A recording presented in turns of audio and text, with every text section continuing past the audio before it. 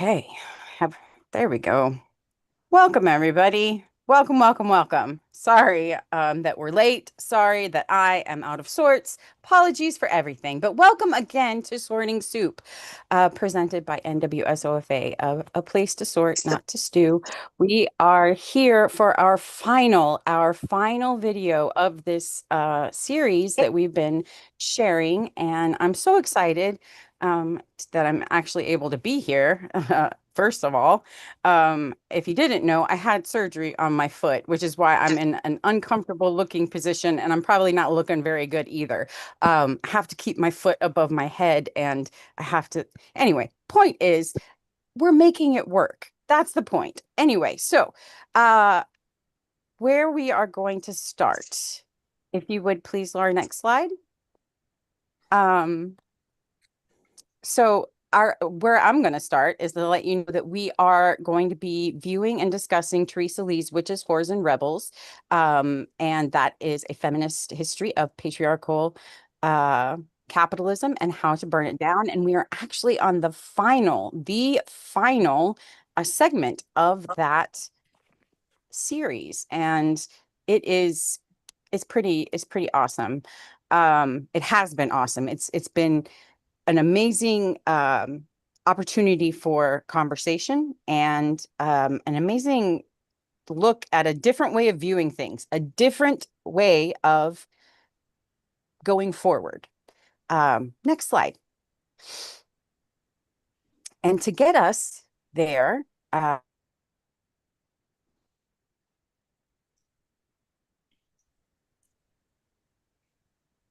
Well, I think she froze. Looks like it.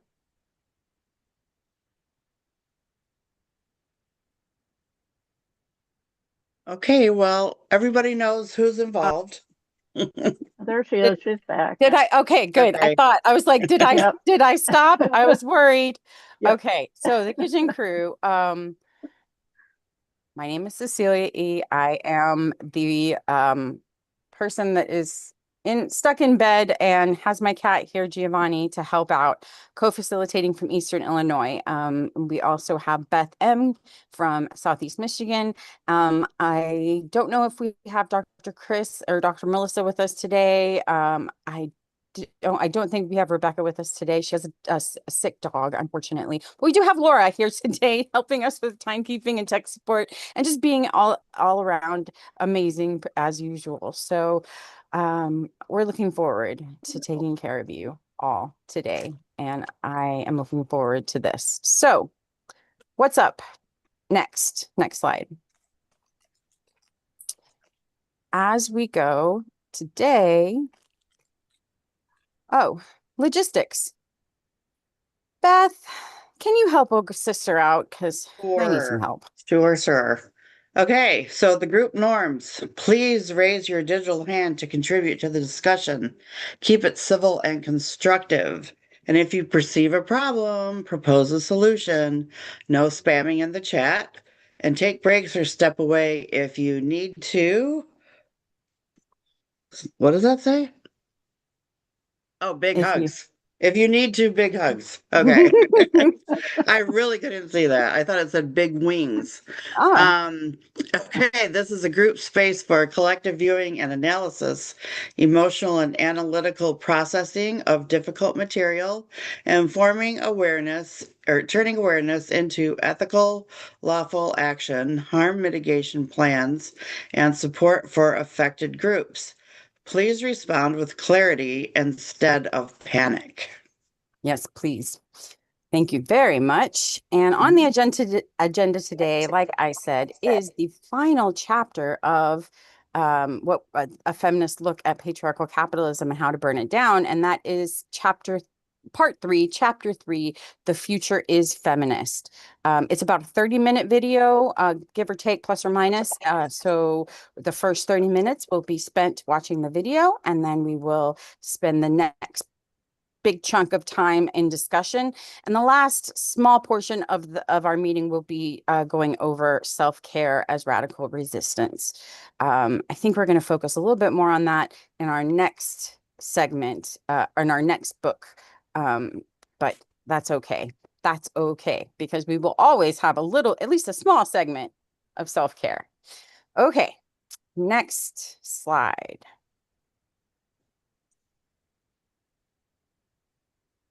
Before we get started, we have a Bardo break.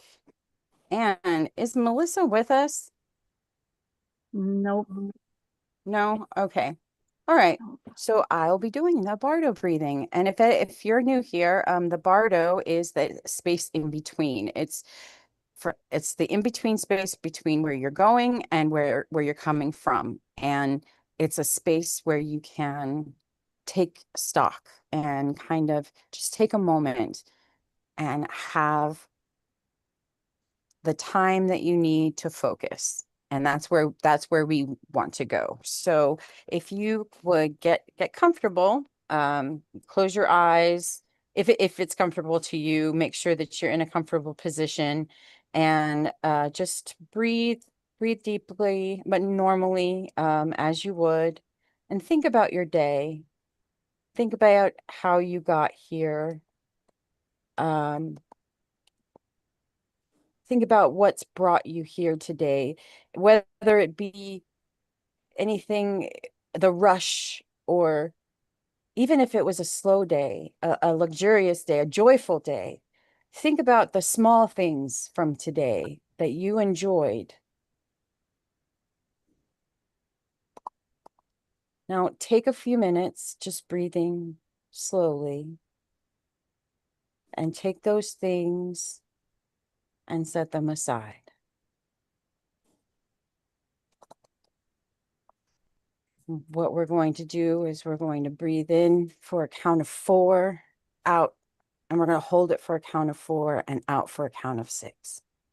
So breathe in, 2, 3, 4, out, or hold, 2, 3, 4, and then out, 2, 3, 4, 5, 6. As we do this, if something comes into your mind, it's okay, but just take it and set it aside because that's not what we're dealing with right now. Right now, we're breathing in for 4, 2, 3, 4, hold for 4, 2, 3, 4, and out for 2, 3, 4, 5, 6. And as you breathe like this, again, think about this entire week, the struggles you've had, the difficulties or the joys, the highs, the lows, and how things have taken your emotions, your stresses, your mental capacities and taken them from one side to the other. But right here in the Bardo, you don't have that. You can take that from this week. You don't have to deal with any of it. You can set it aside. Take a deep breath. 2, 3, 4. Hold. 2, 3, 4. And out. 2, 3, 4, 5, 6. And as we finish our breathing, let's reflect and take one word or a phrase that'll take us into the next week. Take that into yourself as a mantra of sorts as you breathe, whether it be confidence or joy or balance or peace, whatever the word may be. Hold that word as we come back to ourselves now, gently opening our eyes and moving our fingers and wiggling our toes and whatnot. I'm not wiggling my toes, that would hurt. But otherwise, when you're ready, Open your eyes or lift your gaze and notice that we're all still here, still in this Zoom, ready to go and figure out what the final chapter of Witches, Whores, and Rebels holds for us. And I can't wait to share that with you. So, next slide.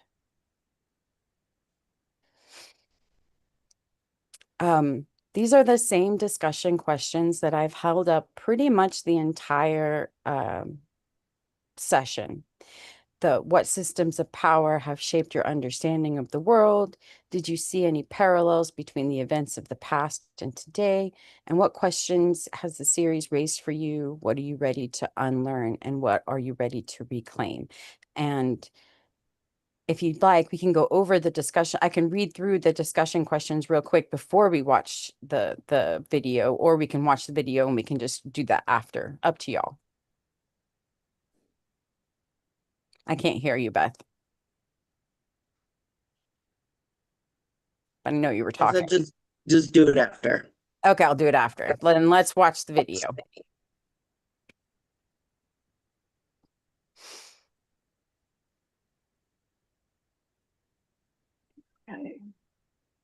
I'm glad you were looking at me.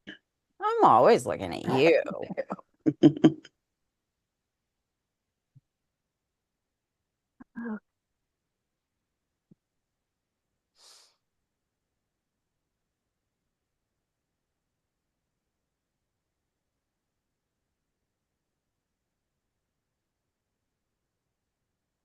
I'm getting there. It's okay. I understand.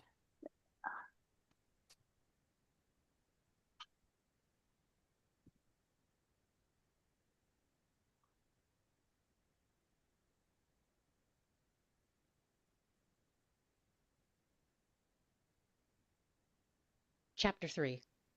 The future is feminist. So what is feminism? People on the internet seem hopelessly confused by it, so I'll provide a definition. Simply put, it is a political movement whose goal is to advocate for all genders having equal rights and opportunities, respecting diverse women's experiences, identities, knowledge, and strengths, and striving to empower all women and leveling the playing field between genders and ensuring that a diverse group of women and girls have the same rights and opportunities available to boys and men. But my favorite definition is this one. Feminism is the radical notion that women are people. In my mind, the feminist movement has three areas they need to focus on: reproductive justice, economic justice, and global and intersectional solidarity. Reproductive justice. Full reproductive justice in the United States would mean much more than simply the right to an abortion. It would mean dismantling the entire web of control that limits women's and gender expansive people's power over their own bodies, families, and futures.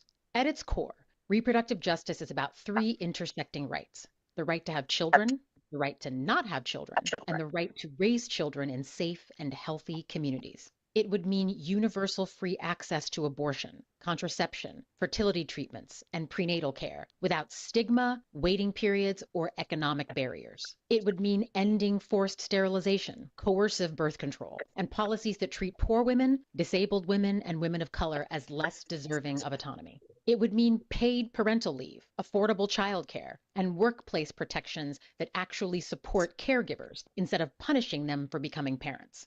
Full reproductive justice would also mean dismantling the racist and classist structures that criminalize pregnancy outcomes, police women's bodies, and punish people for substance abuse or poverty during pregnancy. It would require safe housing, food security, clean water, and universal health care so that no parent is forced to choose between keeping a job and keeping a child alive. And crucially, it would mean ending the culture of punishment that surrounds women's bodies in the United States. The endless mommy wars, the policing of Black motherhood, the shaming of queer and trans parents, and the paternalistic idea that the state knows better than we do what our families should look like. In other words, full reproductive justice would look like freedom. not just from forced birth, but from the whole system that treats reproduction as a site of control rather than a site of self-determination. It would make possible what this country has never yet allowed: women and all people with the capacity for pregnancy living full, self-directed lives where family is chosen, not dictated.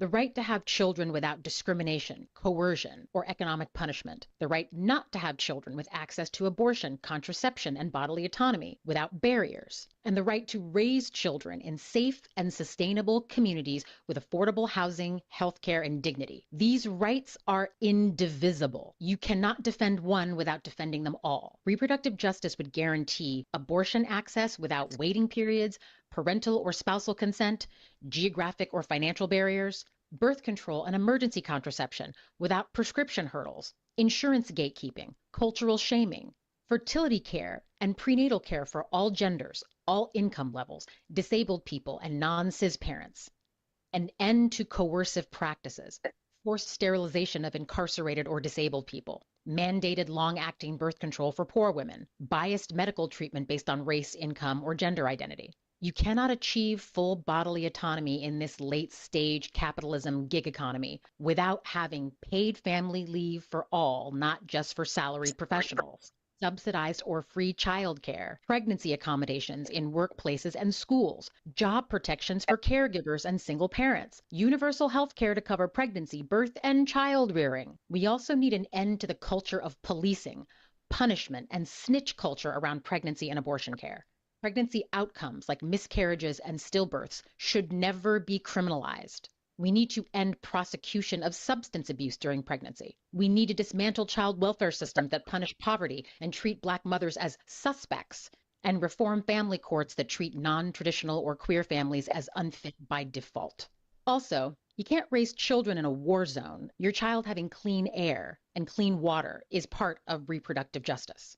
Safe, affordable housing so no kid grows up on the street or in constant danger. Food security through expanded SNAP, WIC, and school meal programs. Violence prevention and trauma-informed support systems for parents and children. Real gun control to stop the slaughtering of our kids in schools. And finally, we need comprehensive sex education that includes birth control, abortion, consent, pleasure, and queer sex. Y'all, the scariest conversations I've had online are with fully formed adults, some of them with children that are out into the world having sex that have no idea how to protect themselves. People that have never used condoms, don't get tested for STIs because they have had zero education in these matters. Their parents never spoke to them and their schools never had sex ed. So they go out into the world knowing whatever they read on the internet from some random source. Reproductive justice means the freedom to say yes, no, or not yet to parenthood, to live in a body without state surveillance, the freedom to raise children without the fear of losing them to poverty, and the freedom to imagine new kinds of families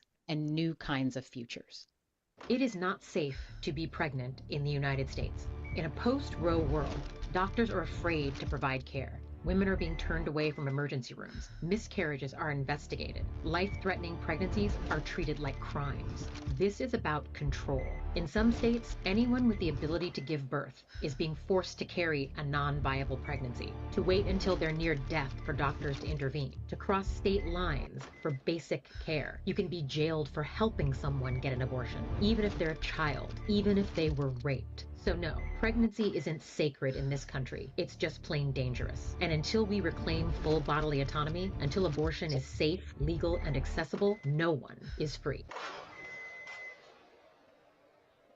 Economic justice. Full economic justice in the United States would require a total reordering of the systems that produce inequality, not just patchwork safety nets or symbolic gestures. We're talking about structural transformation, not incremental reform. It's not just about lifting people out of poverty. It's about removing the engineered obstacles that keep them there while protecting people's right to live, not just survive.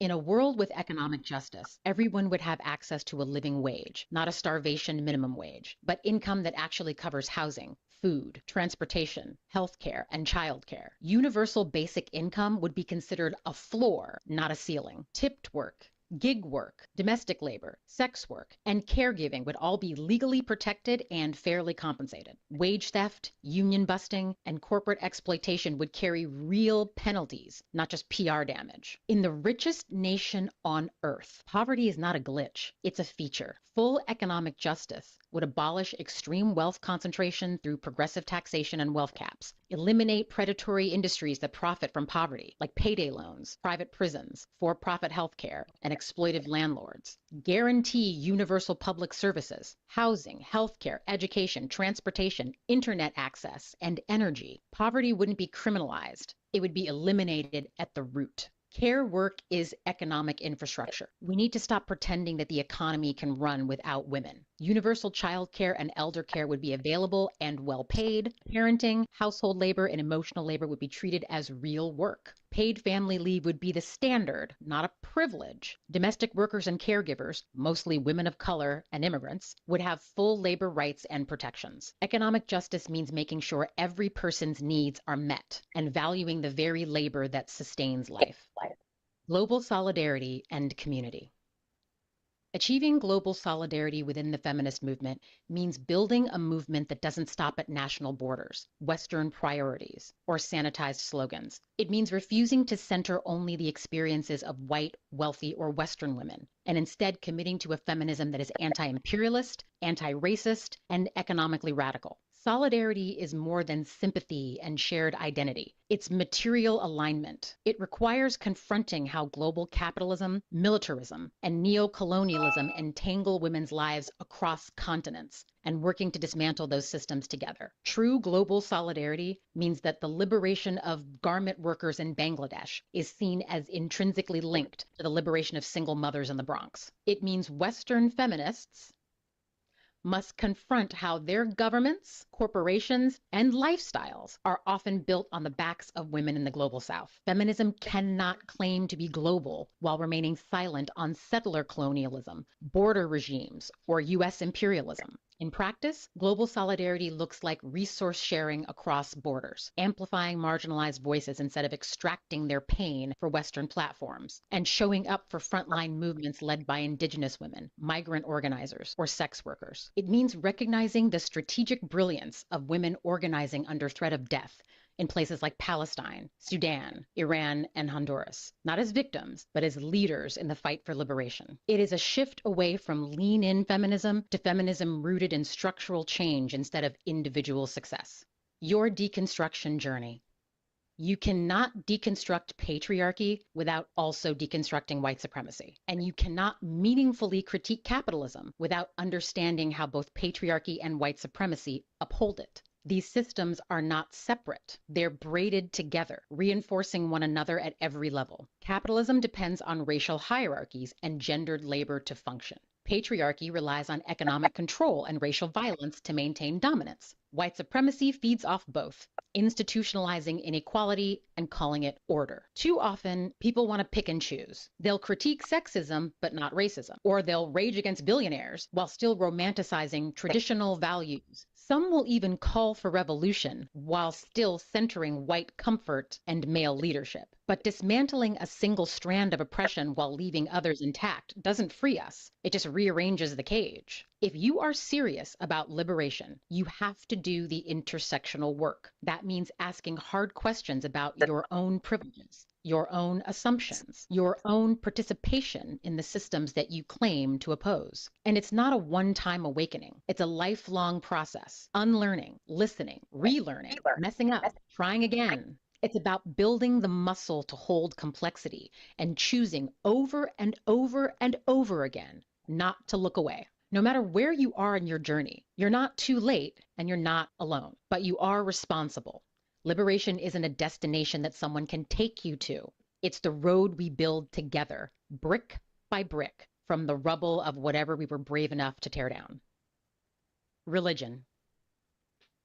If you were raised in the West or shaped by the traditions of Judaism, Christianity, or Islam, then you have inherited a God who is male, a priesthood that is male, and a divine hierarchy that mirrors patriarchy from top to bottom. These religions were born in deeply patriarchal societies and have been weaponized for centuries to justify the subjugation of women, queer people, and anyone who threatens the gender order. The language of obedience, purity, submission, and sacrifice came from that pulpit. You cannot smash the patriarchy while clinging to a belief system where the ultimate power is a father, all the heroes are sons, and salvation depends on male approval. To deconstruct patriarchy, you must deconstruct the spiritual scaffolding that holds it up. That doesn't mean abandoning faith in general, but it does mean interrogating its architecture. Who wrote those texts? Who benefited from their interpretation? And what truths were buried to make room for the divine rights of men? If your liberation still includes worshiping a male god, answering to male prophets, and deferring to male-dominated religious institutions, then your feminism has a ceiling.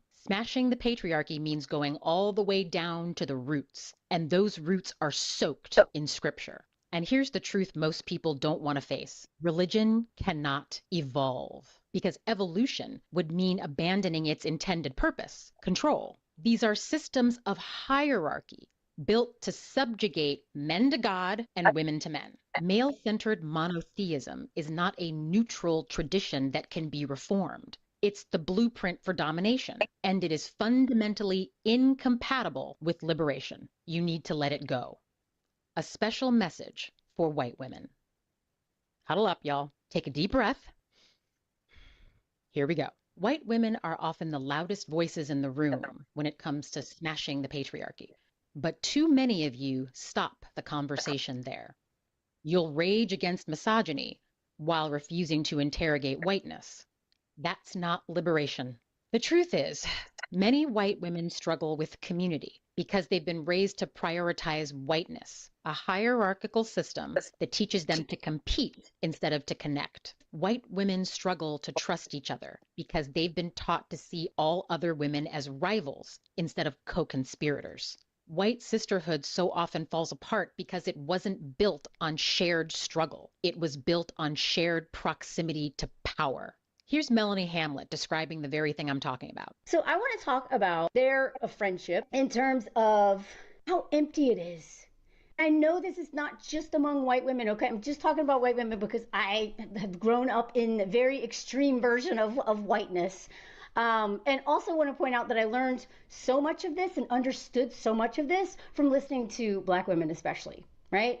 Anybody who's on the receiving end of violence from white women, but we police other people, right? This woman got to be the nice one, the perfect one. She's not the most beautiful one, but she's a winner, right? Even though she admitted to vote, whatever. The whole deal, straight to the alt-right. She literally plants seeds, which she loves to pit Jacqueline and Lori against each other. This is her declaration of war.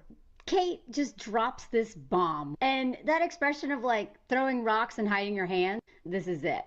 Because I think her ego is all about, just being perfect and being a little peacekeeper. She's not a diva like Jacqueline. She's not a loser like Lori. She's like the perfect one.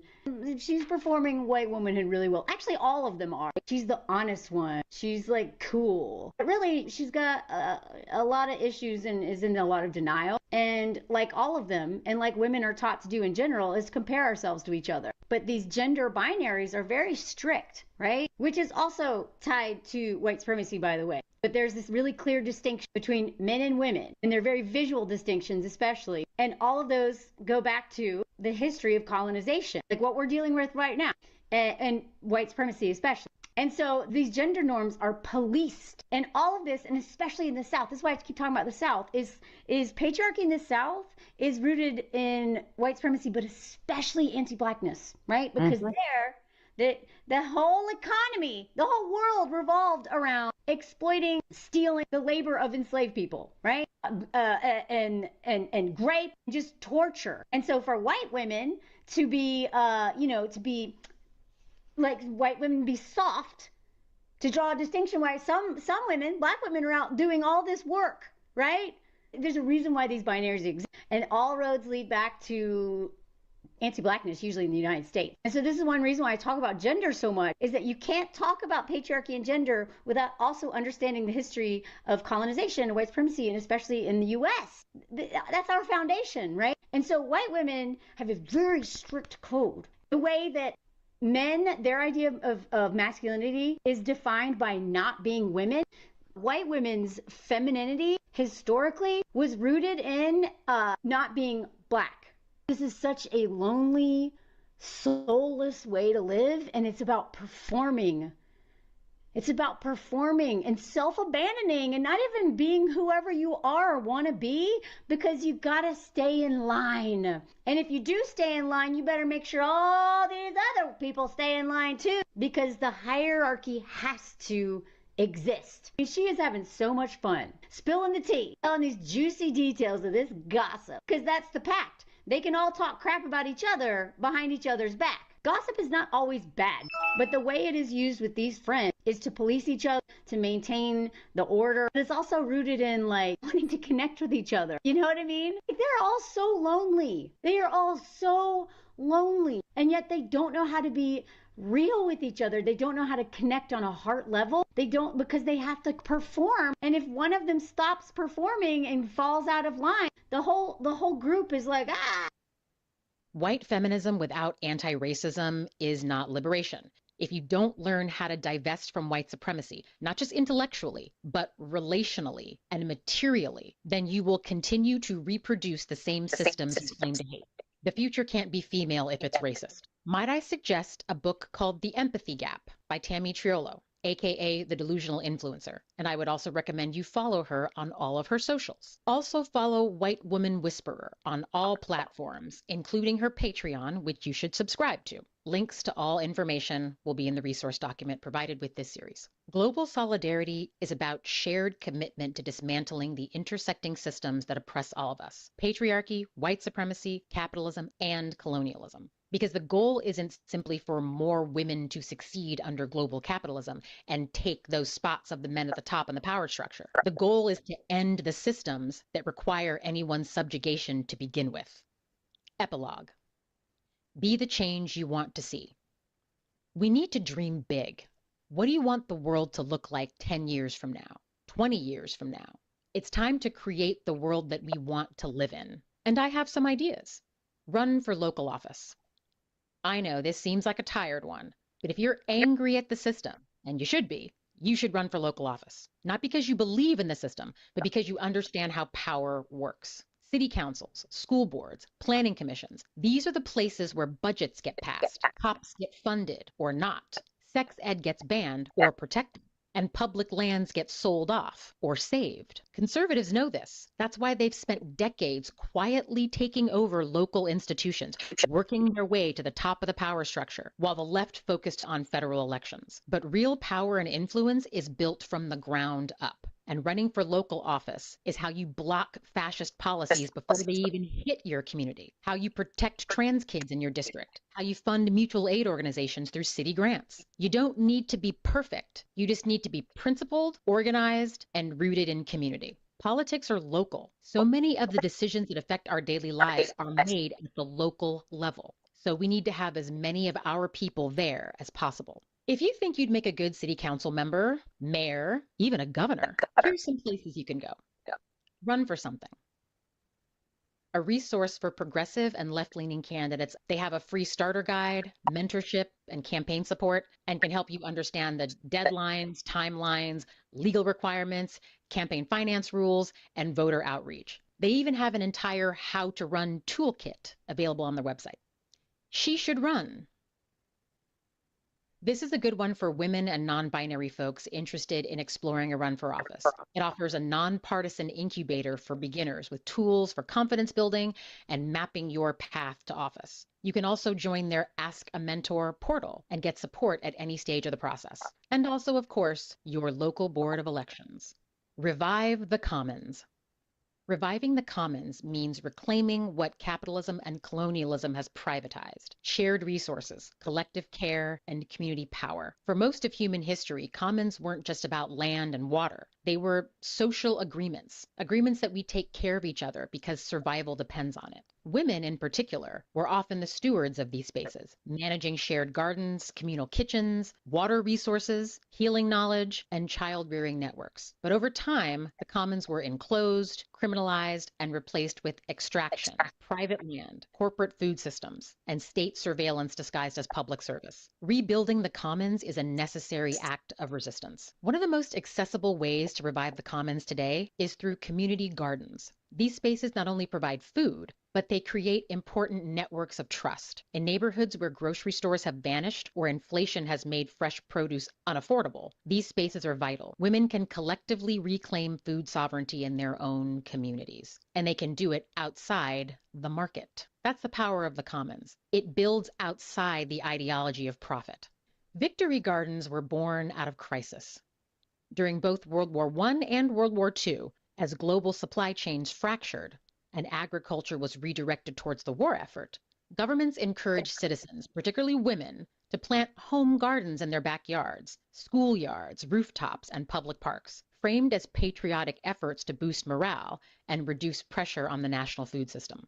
By 1944, over 20 million victory gardens were growing across the United States, producing an estimated 40% of all vegetables consumed in the country that year. This was people, largely women, taking survival into their own hands. In cities like Detroit, Boston, and San Francisco, public land was repurposed into food-producing commons, showing what communities could do when properly resourced, even minimally, and left to organize for themselves. The power of the victory gardens was intentionally forgotten after the war. Once peace returned, the message shifted. Be consumers, not producers. The rise of industrial agriculture and post-war suburbanization pushed people away from communal food efforts and into the arms of grocery stores. But the legacy of victory gardens persists, not as a nostalgic throwback, but as a blueprint for food sovereignty and climate resilience. In a moment of environmental collapse, economic instability, and state neglect, the Victory Garden deserves a revival. But this time, not in service of empire, not for mobilization of war, but for survival, resistance, and community self-determination. A communal library is one of the simplest and most radical ways to rebuild the commons. No late fees, no gatekeeping, no surveillance,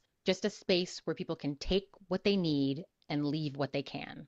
In a society that monetizes everything, including education, this kind of sharing is both deeply human and deeply political. Knowledge is a resource, so let's share it instead of hoarding it. Reviving the commons doesn't require permission, only participation. Trusting each other enough to share. Organizing systems where care isn't conditional. And remembering that not everything has to be monetized to have value. And in a time when every inch of life is being commodified, land, attention, relationships, choosing to build the commons in any form is revolutionary. Mommunes and other intentional communities. Mommunes represent the radical, ancient, yet totally obvious to me and perhaps to you, idea that motherhood and caregiving more broadly was never meant to be a solo project. The term blends mom and commune, pointing to a model of living that rejects the isolation, exhaustion, and economic precarity that capitalism has imposed on mothers and caregivers. In a mommune, child rearing is not the responsibility of one person. It's not a nuclear family burden. It's a shared responsibility, a labor of love distributed across multiple adults, regardless of gender, biology, or traditional family roles. In the United States, caregiving has been privatized to the point of collapse. Mommunes offer a path out. Multifamily homes, co-living arrangements, land trusts or urban co-ops, where caregivers can pool resources, rotate childcare, cook in shifts, share vehicles, homeschool collectively, or simply provide emotional backup for one another. This is how we revive collective care, not by waiting for policy, but by creating new structures in real life. Historically, this is nothing new. Indigenous societies across the Americas practiced collective parenting for centuries. Black women have always had extended kinship networks. Lesbian separatists in the 1970s formed communes where child rearing and domestic labor were radically reimagined. What's different now is the urgent need to scale it in the face of climate collapse, housing scarcity, and state abandonment. Mommunes are intentional communities that rebuild the commons from the inside out, choosing to raise children together outside of patriarchal and capitalist norms, is one of the most powerful acts of resistance we have. If you'd like step-by-step advice on how to build an intentional community generally, I suggest you read The Intentional Life by Carmen Brewster. The link to where you can get the book is available in the resources. Cooperative land ownership flips the script on private property.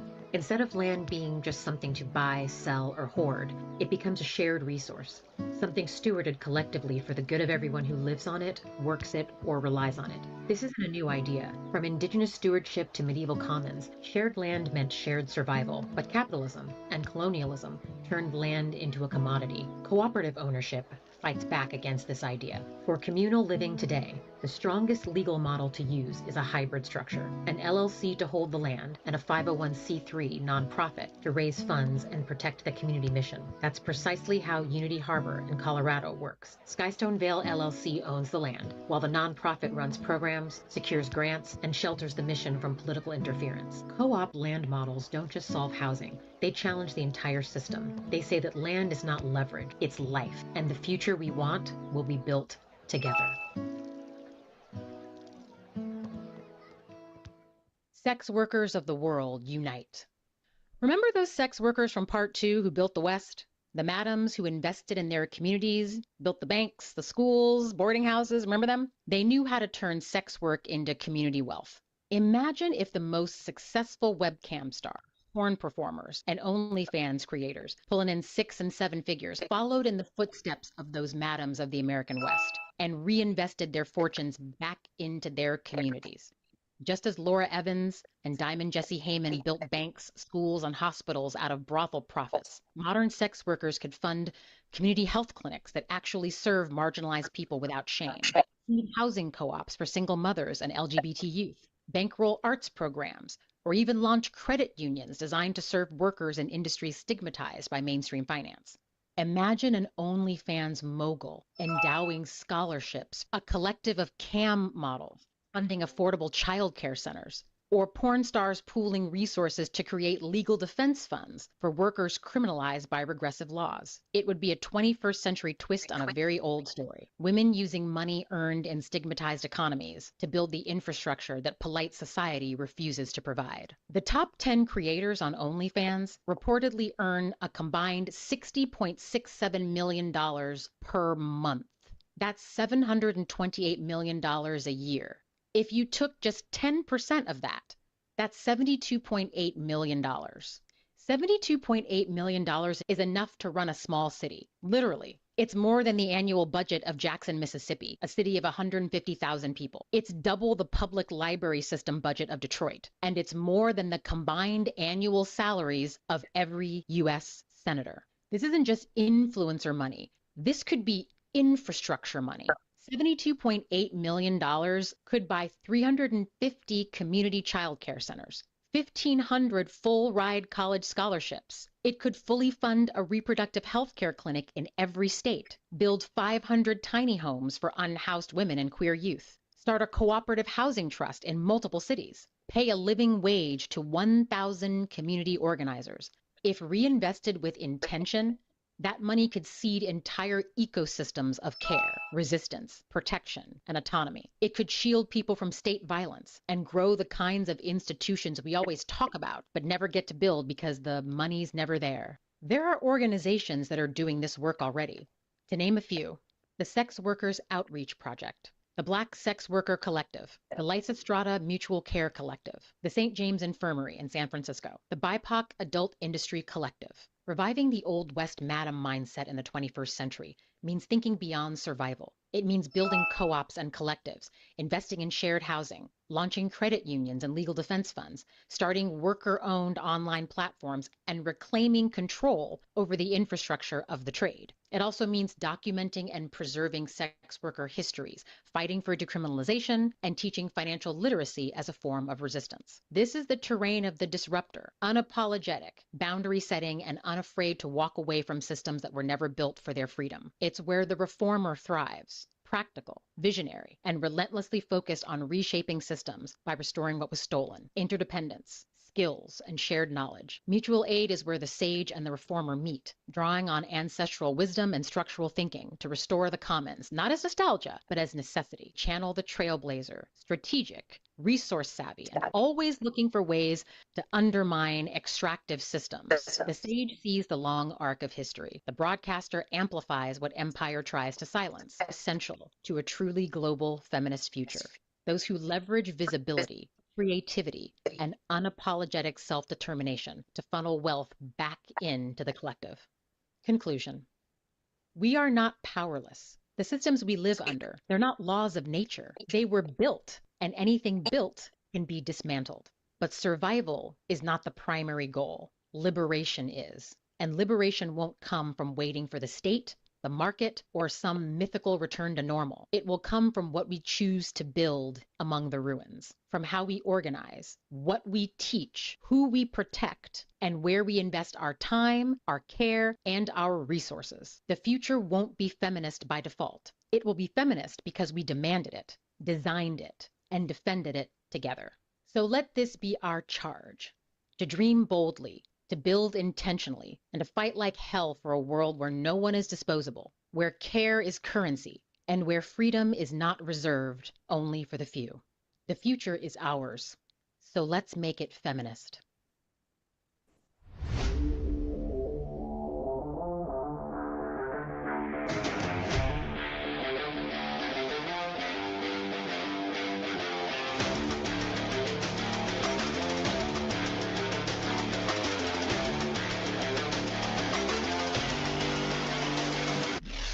Thank you for watching Witches, Whores, and Rebels, a JS Media production.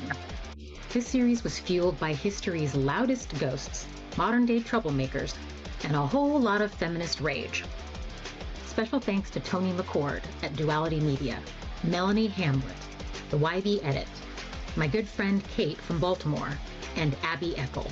Your work helped shape this project into something sharp, powerful, and true. To my community on YouTube, TikTok, and Substack, thank you.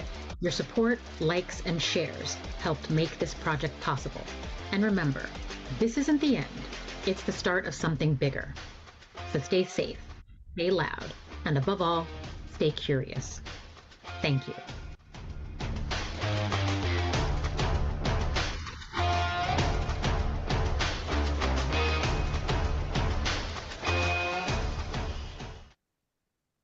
Okay. Well, I don't know about y'all, but the very first thing I did when I watched this video was look up how many states have coerced sterilization, because that's the first thing that caught my attention. And before we get started, before we go on to the discussion questions and everything, I do want to let y'all know that as of 2022, 31 states plus Washington, D.C. had statutes that allow permanent forced sterilization of disabled people under guardianship, often framed as substituted consent or best interests. At least 17 of those states explicitly allow surgical sterilization of children with disabilities, with a judge or guardian empowered to decide. And only a minority of states fully ban forced sterilization, which is ridiculous. That's insane to me, but I'm sorry. Anyway, okay, so a National Women's Law Center appendix classifies the landscape as, quote, forced sterilization is banned, end quote, in 31 states, DC allow in some cases in others, and unclear in 17 states and 3 territories, which often still have loopholes. Basically, there are loopholes everywhere. So in practice, the populations that are at highest risk are the disabled people, children with disabilities, people in prisons and jails, because investigations have documented coerced tubal ligations or hysterectomies on incarcerated women, often under strong pressure from medical staff or in exchange for small benefits. And I wish I could say recently, but this isn't recent. ICE detention. A whistleblower in 2020 described a pattern of unnecessary hysterectomies on detainees at a Georgia ICE facility, raising serious concerns that forced sterilization was still occurring there. And if that was happening in 2020, y'all, what's happening now? Anyway, all right. So that's just what I looked up straight away after watching that right away. And before we get to y'all, I want to run down the discussion questions. So Laura, could you just share those real quick again, and then we'll just jump right into discussion. Whew.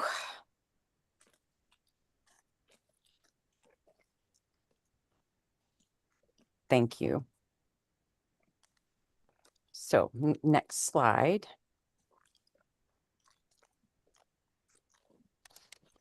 Oh, so our discussion questions today. What does liberation look like in real life beyond just survival? Because that's what she was talking about, right? It's not just survival. That's not what we want. Like if we wanted just to survive, we could do that. We wouldn't be here. We are survivors. We want liberation. So what does that look like? Which feels most urgent right now? Reproductive justice, economic justice, or global solidarity? Where do patriarchy, white supremacy, and capitalism show up together in our own communities, or more specifically, your own community, because we are all in different communities? What does it mean to build something local? Care, safety, shared resources, political power, instead of waiting for broken systems to change. Terribly sorry, guys. I just found my old phone. It makes noise. What is one concrete step you are personally willing to take after this series is the final discussion question. And we'll do the other before before the end. Crystal, you go ahead and get us started.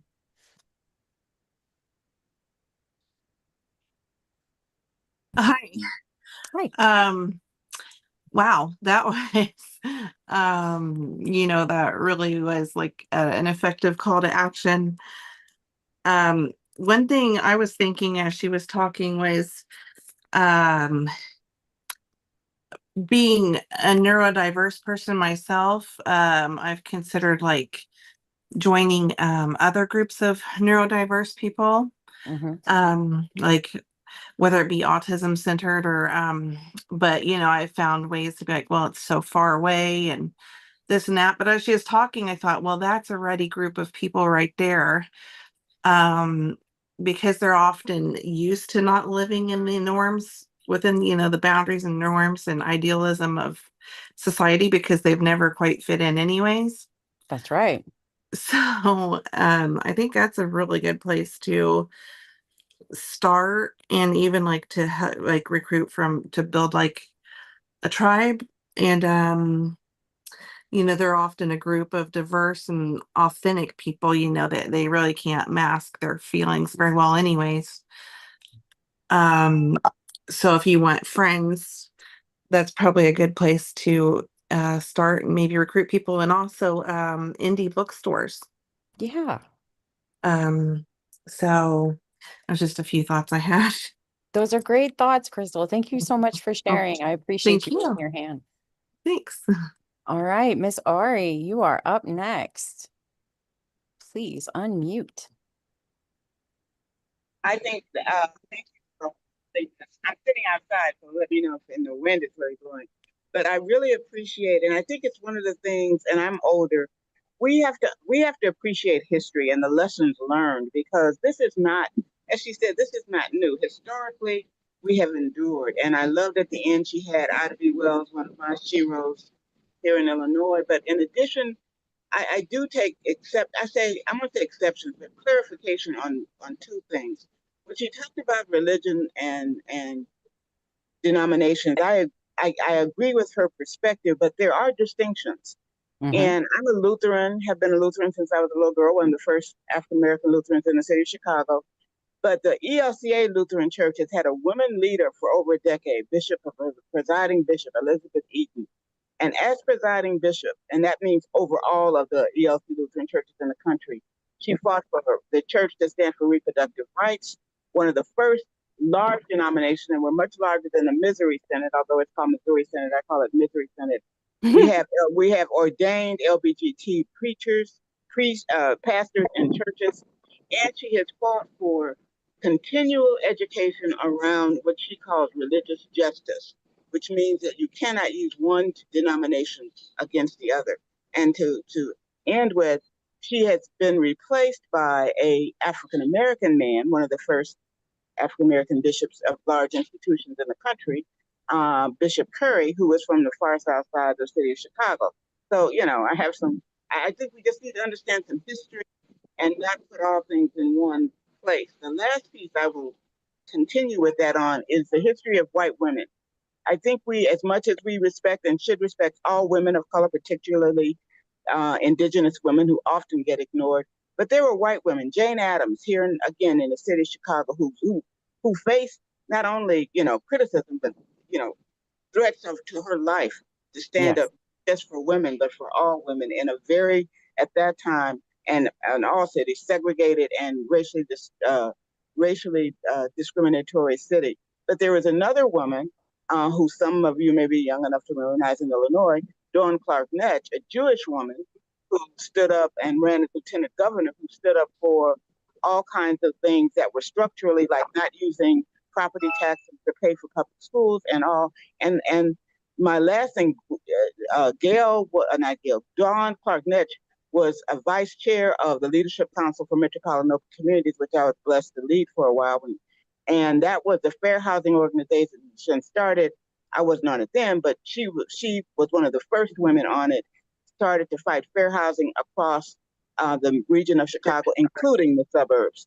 So again, I think we have to have, and the National History Museum, I think, does a good job, and we need to know all of that as women. Yeah. We cannot put one, and we need to recognize what and we talk about running for office, we need to recognize Shirley Chisholm, who was the first woman and the first Black person to run for president of this country, which also often gets ignored. And, I am also blessed to know Carol Moseley Braun, the first African American senator, again. So there's a great deal of history and lessons, and I agree with run for something, but also run on something. What is it you're running for? When you're running for a position, what does that mean? What are you structurally going to try to change? And I think one of the ways to learn is look at the lessons learned of those who were successful in doing some things. And remember, this country is new again and old again. All of what is new now has been around, prior to, the revolution, the Revolutionary War. So please look at lessons learned, history, and move forward, making steps based upon that. Thank you. Thank you. And it's so funny that you called it misery. I lived in Missouri for a large portion of my formative years, and the entire time I called it misery. Even when I was doing my my letters to people, I would never put Missouri. It would always be misery and my zip code. Okay. But that was, an unfortunate tale of my teenage years. I agree with you so much that we cannot forget those that is one of the biggest things that I've taken from this series is, first of all of the history that we were not taught. Okay. All of the history that they left out on purpose. But that intentionally. But that too, Miss Ori, that is in religion. They leave out a lot of the history and I'm not talking about Lutheran. I'm talking about like evangelical churches leave out a lot of history on purpose because they don't want people to understand how strong women were in the ministry of Jesus Christ. Like they don't want people to understand. They change names in the Bible so that people wouldn't know that husband and wives were ministerial leaders. Yeah, together. Together. But he'll tell you about the ELCA Lutheran Church. My pastor, and that was today or last Sunday, where he might have been Mother's Day, where he said, and he was reading a quote from the Bible, and it said, Mary, the mother of Jesus, and other women, and he said, I apologize that the other women's names are not in this message. And that is the kind of thing that you can do. And, you can't say I'm mad, just say, to all of, to women, I apologize that the Right. names of the other women were not, and that's what we can do. We can do it step by step. And again, having that leadership, he's gay, and and I love it when they have, we marry, by people in church, and they go out of the way to say one husband is not more than wife, wife is not. We are partners in the, and that is for me the step forward that we cannot. And again, the ELCA, she has taken. That's probably why she retired, although she's been there almost 10 years. She got in good trouble with Pope Francis when she came, and as she also has met this Pope, which she loves a lot, but she said to him, "Don't do us a favor. Don't ordain any women priests. We got enough problems right now, so do us a favor." And that was when a lot of sexual assault was coming Yeah. out about different priests. So I'm just saying to you, there is leadership. We just need to recognize it, appreciate it, applaud it, and that's how we move forward. We move forward in the steps of understanding the lessons learned and what is currently being, and that we don't have to fix it all. Oh, and to the person who was talking about disability, absolutely. There is a group, my daughter's disabled, as some of you may know, and there's a disability culture lab, there's a disability civil rights organization. There are a lot of groups who are organizing around disability rights, particularly what's happening with ADA, and reach out to them for local areas, for groups that are emerging. Anyway, thank you. Thank you. And I don't think that, like, my daughter never would have known anything about disability rights had I not been disabled since the time she was 2 years old. And I'm physically disabled. I have a degenerative disc disease, and so I've my spine just decides to disintegrate over time. So I have metal on it, and it causes great physical pain and causes me to have to do life differently. So I've done life differently my daughter's entire life. And I think that she now looks at life differently because of that. And to lose that, to lose an entire group of people who look at life differently, that just that anyway, I'm sorry. Constance, Not you just, oh, go but ahead. Go ahead, Missouri. they're isolated. Not Right. just they are isolated from the rest of us, and that is the issue. Remove the isolation so that they are part of us all. Yes, I agree. I agree. And when people are, they become less mystified. Yeah. And everything is just, yeah. All right, Miss Constance, I guess I need to, there you go. Please unmute. And So a defining picture for me this week was the photo of the negotiating table in Beijing, where you had the Americans on one side and the Chinese on the other. And if you look closely, there's not a single woman at either of those tables. All right. You can understand it in terms of the Chinese side. They have a long tradition of this. But we had made some breakthroughs over the last 50 years. And there needs women can sit and should be at the table. yeah, There are a lot of women who can do that a lot better than those goofballs who were there. So I think I am most concerned about the economic disparity, the growing economic disparity in this country, and not only the fact that billionaires are growing in number, but they're getting into every fabric of our society, politics, obviously, the media, government. Um, uh, Private incarceration, yeah, and they're making money hand over fist. And the more money they make, the more they believe they are totally separated and protected from any consequences of their decisions. And their decisions are always based on money, always based on money. Jeff Bezos at the Washington Post, is he concerned about preserving this important institution that has won Pulitzer Prizes and done so much important work? Not so much. You know, if the Grahams were there still in charge, they would feel a need to protect that. But he's just, he's got so many irons in the fire and government contracts in the hopper that, he doesn't care about, and he doesn't care about the quality of journalism either. So, they're just out to make a buck at our expense. That's what I resent deeply. And it's causing, and most of them are men. So Mm, that's going to just fuel the discrimination against women because they see women as arm candy and, wear the sexiest clothes to the inauguration kind of women, sort of thing.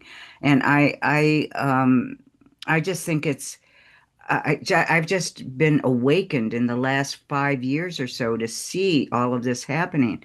And I think it's also a topic that resonates with a large swath of people, larger than women like us who care about these things. I think it does just there's a sense of unfairness, and there's a sense of fear that goes along with seeing all these men with all this money and all this power over our lives. And so but I think they are hurting women.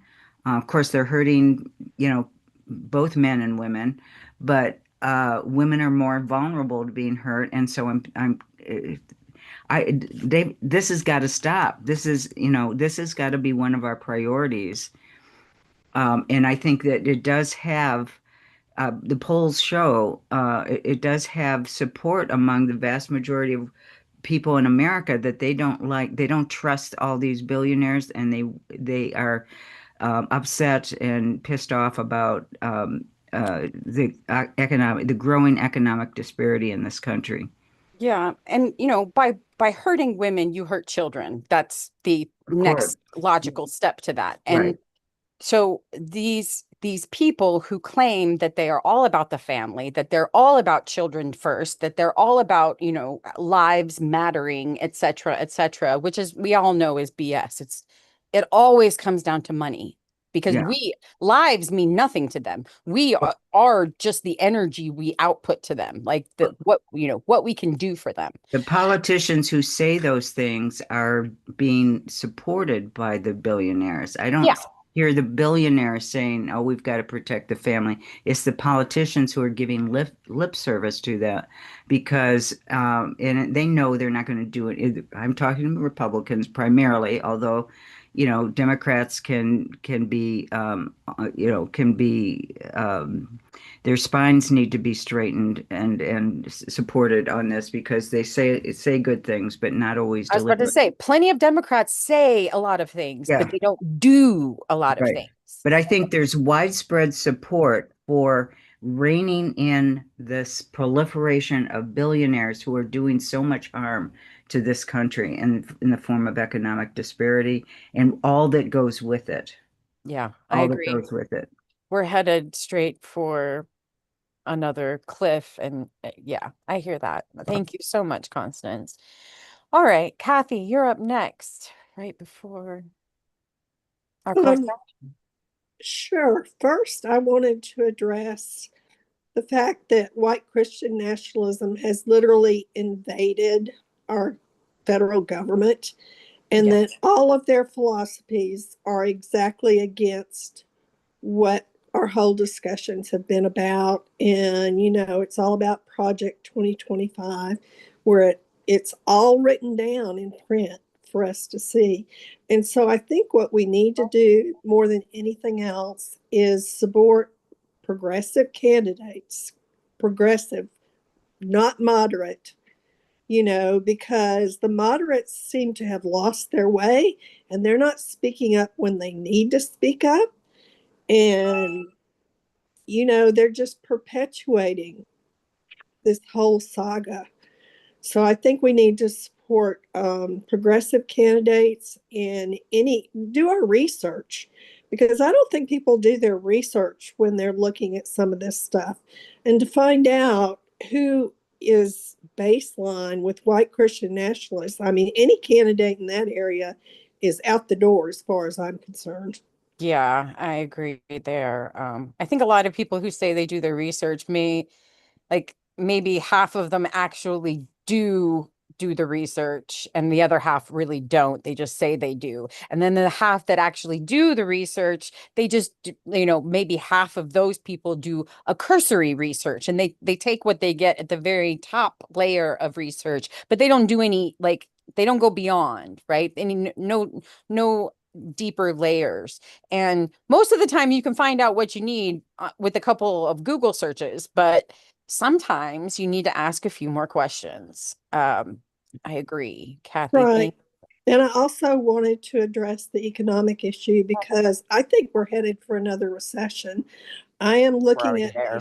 my I mean, I don't have a lot, but what I do have in my stock portfolio is not doing well. And, some of the investments I have, which is just a collective of a different, a group of investments I'm not really happy with, but I'm not in a position to just, you know, drain everything out. I'm just not. Yeah, we mentioned this before that billionaires love a recession because they get everything on the cheap. So they it for okay, when we take a really big step back, you can actually make the case that they love this coming in. Like they may have actually taken steps to increase the chances of a recession because they will get so much good out of it. So I don't know, man. When we history will judge them based on what happens in the coming months and years. I guarantee you. Right. But The but the volatility in the market, they absolutely love. They love it when things go down so they can buy, because they have money to buy and we yep, don't. exactly. My son knows someone who's the owner of 6 gas stations, and they are hating what's going on, but literally the oil companies make money with the fluctuation. Hand over That, fist. that's when they thrive, is with the fluctuation. I know. And we just have to survive. And that's just not that's what we're trying. That's what she's talking about, breaking this system because this is the system that they built. And just to do exactly what it's doing. Laura, can you go to the next slide, please? I came up with a couple of calls to action slides. This one is kind of a local community level calls to action. We mentioned the run for local office. Now, if you live in an area like where I live in Illinois, I live in the red area of Illinois, where almost, I would say 80% of our elections ran unopposed Republican. Okay.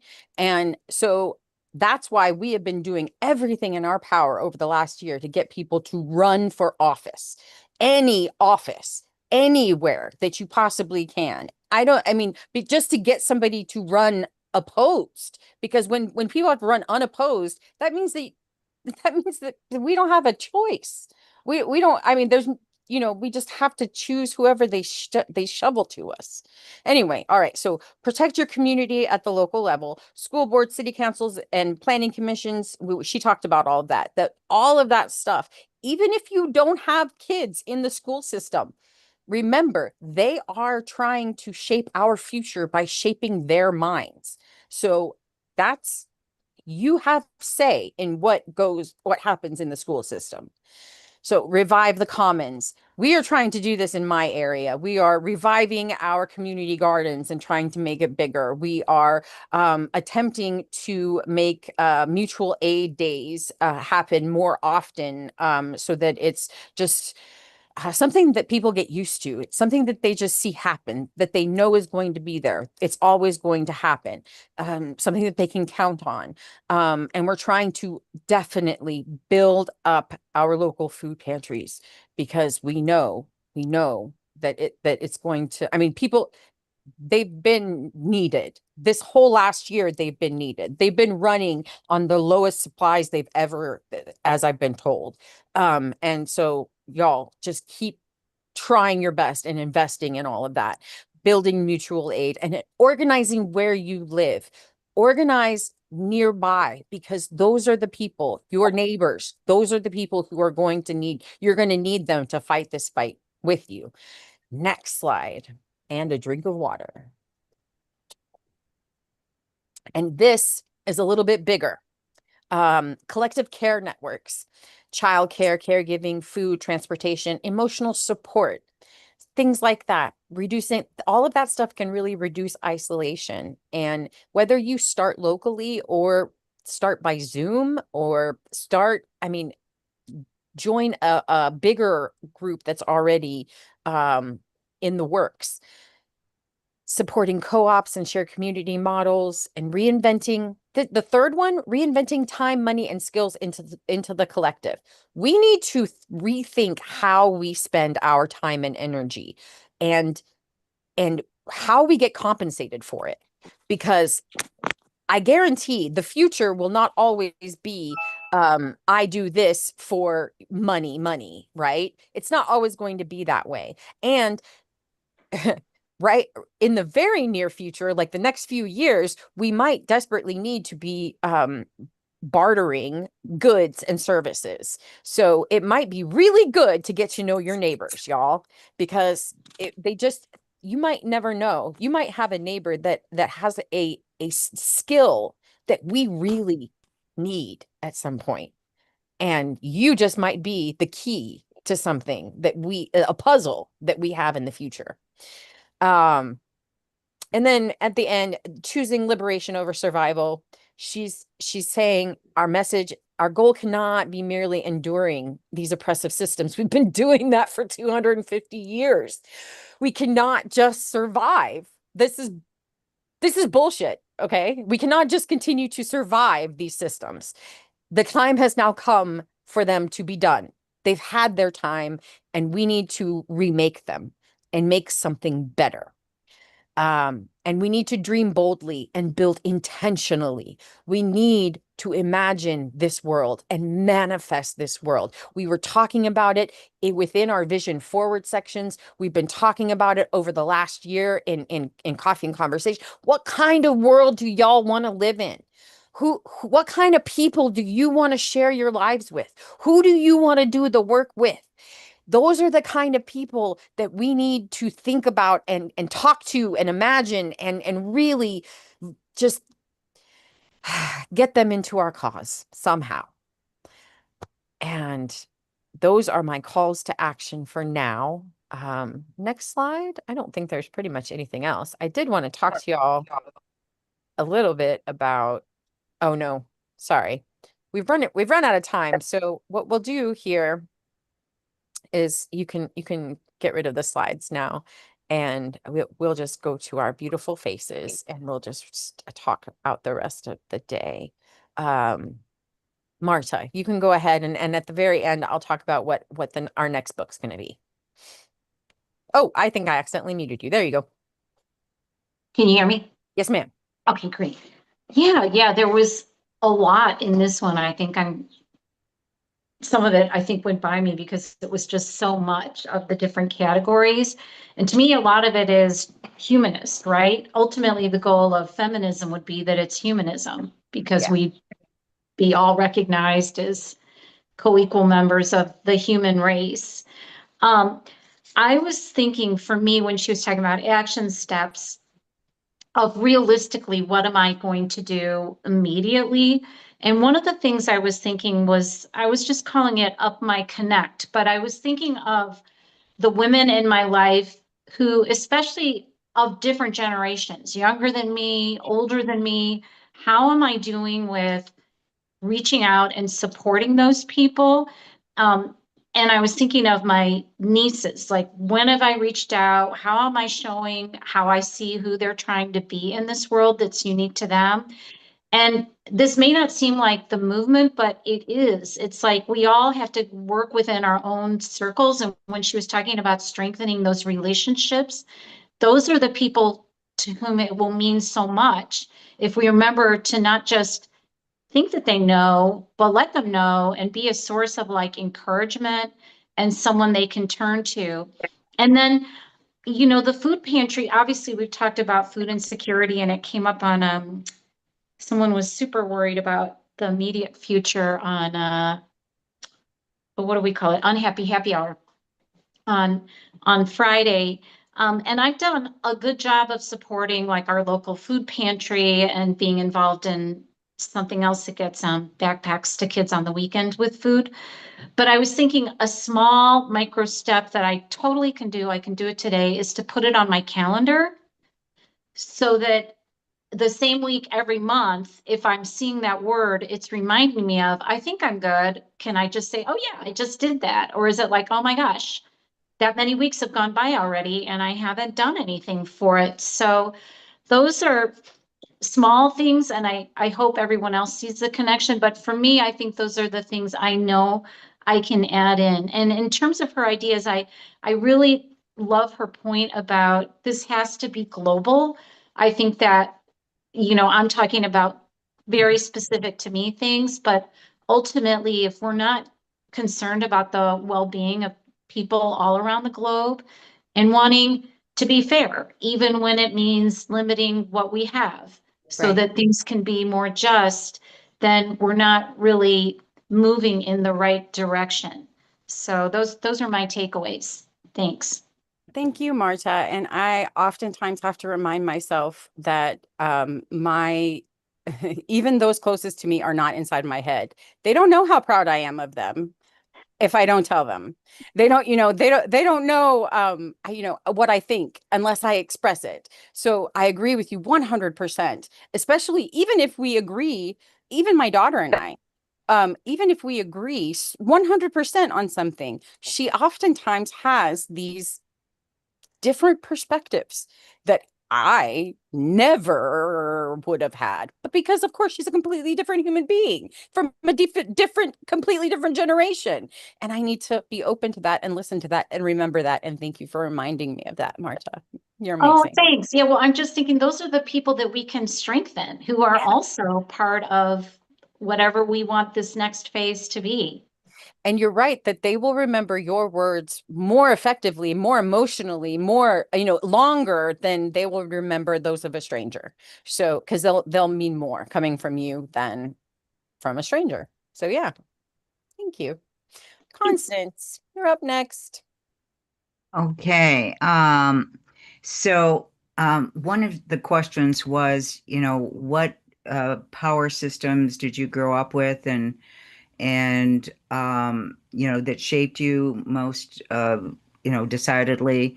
And I started thinking of the power systems that interrupted all of those power systems I grew up with in the middle of my life, which, well, the in my 20s, but then continued into my middle age, which is literature.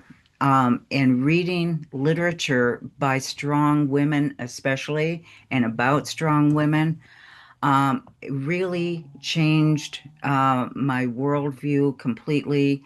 It gave me a sense of, it acknowledged a lot of what I was going through.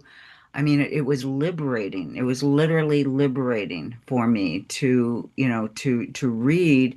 And oh, I gotta plug my computer in.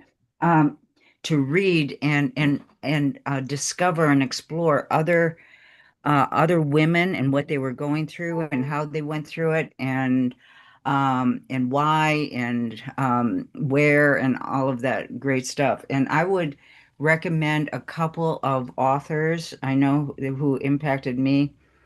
Um, One was Toni Morrison, who Yes. wrote, yeah, Sula and Beloved. I just, it just knocked me over as I read them. Of course, Virginia Woolf, Doris Lessing, and I'm trying to think of, oh, there are also women who are writing about women, and I just lost it in the chat, or in the question. I will find it and put some of the names again in the chat, but I would, and especially Toni Morrison, who talks about, she introduced me to Black women, basically. Um, I had a Black roommate in college. I mean, we were very close. And so it's not like, oh, well, this is the first time, but in terms of understanding on a kind of a deep basis, kind of the Right. thinking process and problems and how do you deal with problems and the forces working against you, sort of thing. Uh, so, um, so I would, let's not, and I'm the first person who should cop to this. Let's not just focus always on the continuing uh, recitation of just horrible news, and let's give something to ourselves and understanding and to build those bonds among, our communities, by understanding people within those communities better, I agree. including women, Black women, Indigenous women, and so on. And there's some really great books, and I just lost the list, but I'll look for it and put it. I'm sure we'll get the list from you. Go ahead and put it in the chat. I remember in high school I discovered Anne Sexton's poetry, and it like was opened a door to another world for me. That was my introduction to feminism Yeah, with a fiery red horse right, of flame from right. her. And I tell you what, like I can't imagine myself without that now. Like I can't imagine um me as a human being without those words in me Yeah, any, you know yeah, what I'm saying? yeah, And and it just got better as I went to college, and and I read so much more, and I hear what you're saying. Like I could not fathom myself as a human being without their words. I right. built myself, my beliefs, not all of my beliefs, but Yeah. a majority of my beliefs were built Shaped a lot of them. Yeah. and Yeah. shaped Mm-hmm. by feminism and Mm-hmm. feminist theory. Just and women writing about women. Not all women. I mean, I love men too, Merit. I Mm-hmm. do. I Yeah. do. They just don't understand women very well. Well, I mean, I grew up reading books by men, and so this was liberating to me to start reading books by women about Hmm. women, and that's where that came from. Margaret Atwood is, of course, another The Handmaid's Tale, and she's written tons of other great books. But there were some new books I hadn't heard of when I asked AI about women writing books about women, and I'll put the Please do. yeah, Thank you. okay. Yeah, because we are running over time, y'all, and I appreciate you so much. We do that on Sundays, a lot. And I, real quickly though, before we head out, I do want to talk a little bit about our next book. I mentioned it a few times, in passing. It's called The Culting of America. Hold on 1 second. I'm going to drop a picture in the chat. At least I hope I am. Tell me if that comes through. If you can download the picture that I just dropped in the chat. It's a That's good. book and by Daniela Mestianek Young and Amy Reed, but it also comes with a workbook. It doesn't come with, you have to buy it too. So you have to buy the book and the workbook, or you could buy the workbook. And this is what I am hoping that you will do: buy the workbook and then borrow the book from your local library. But the Culting America, when you purchase it, you actually get, I believe you get the audiobook for free. I think I did. And that's very helpful if you are busy. It helps so every once in a while she can just read to you like as you're doing other things. Um, however, what this is about, this woman grew up in the Child of God cult. She then went into the army, which she would describe as another cult. And actually, I believe I'm along with her on that one. Um, And she goes on to then this book. She's written a book about her growing up in the Child of God and her going into the army. That's her first book. This book, however, is the next step to that. It is deep look at cults, why they grow so well in America, because they grow real well here, y'all. And what we love about them, because we really do, that we have, there are some things that we as human beings are attracted to them, attracted by. That's why cults get away with so much. They work on those things that human beings love and are attracted to, and what we need to look out for, and different things, different, and how we got to where we are now, because it's all of these different cults, all of these different, and some very specific ones, I'm sure you can imagine, that have gotten us into the place that we're at now. Specifically, the accelerationists who believe that the world needs to end so they can go to heaven. And you know, though we're talking about those type of people. They are not the only people that we will be talking about, but we need to learn about all of that, because all of that went into the writing of Project 2025. And all of that is going into how they're trying to set up our government. So I know it sounds outlandish, it sounds crazy, but this is the best kind of background I can give you for the fight forward, if that makes any sense. And it also, what the workbook does is it helps you deconstruct blank, deconstruct racism, deconstruct white supremacy, deconstruct, insert blank here. The woman who wrote this book right now is currently deconstructing her fandom of Taylor Swift, because she has been a fan of Taylor Swift for over 20 years.